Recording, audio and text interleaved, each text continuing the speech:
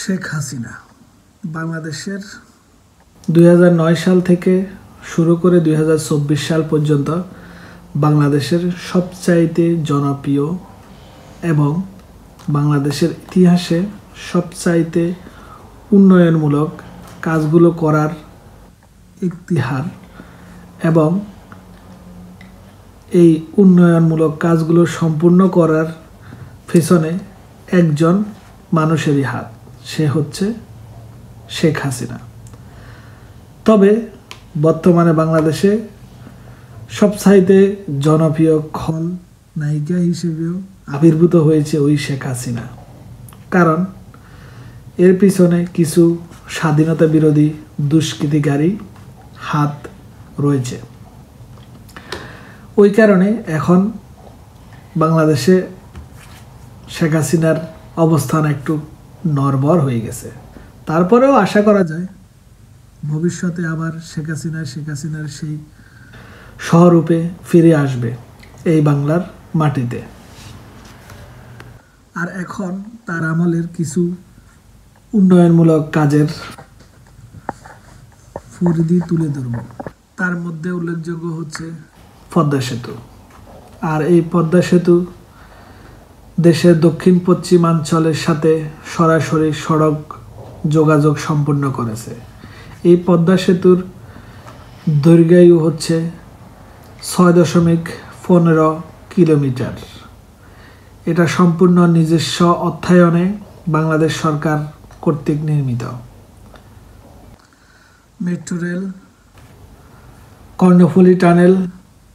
Metro rail Bangladesh ঢাকাকে অতি যানজট নিরসনের ভূমিকা পালন করেছে। কর্ণফুলী টানেল বাংলাদেশের প্রথম নদীর নিচ দিয়ে কর্ণফুলী টানেল নির্মাণের দুঃসাহস দেখিয়েছে এই প্রধানমন্ত্রী শেখ হাসিনা। তার আগে আর কেউ পারে নাই। তারপরে আরও বহু পরিকল্পনা তার হাতে ছিল। এর মধ্যে হচ্ছে বহুমুখী সড়ক, উড়াল সড়ক, যেগুলো ঢাকা শহরের যানজটকে নিয়ন্ত্রণে নিয়ে আসার জন্য অনেক ভূমিকা পালন করেছে। বিদ্যুৎ ও জ্বালানি খাত। 2009 সালে যখন শেখ হাসিনা প্রধানমন্ত্রী হিসেবে দায়িত্ব গ্রহণ করেন, তখন বাংলাদেশের মোট বিদ্যুতের উৎপাদন ছিল 4000 মেগাওয়াট। আর 2023 সালে শেষ পর্যন্ত এই জ্বালানির উন্নতি হয়ে দাঁড়িয়েছে 25,000 মেগাওয়াট। এর আওতাভুক্ত দেশের আনাচে কানাচে প্রত্যেকটা জেলায়, উপজেলায়, ইউনিয়নে, পর্যায়ে, গ্রামে গঞ্জে পৌঁছে গিয়েছিল বিদ্যুতের লাইন।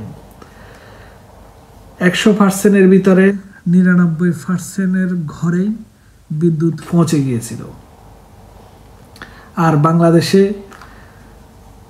প্রথম পারমাণবিক বিদ্যুৎ কেন্দ্র স্থাপনের উদ্যোগ গ্রহণ করেছিল।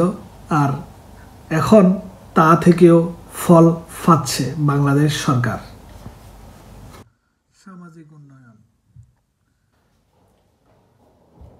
নারী ক্ষমতায়ন, প্রাথমিক ও মাধ্যমিক পর্যায়ে বিনামূল্যে পাঠ্য বই বিতরণ।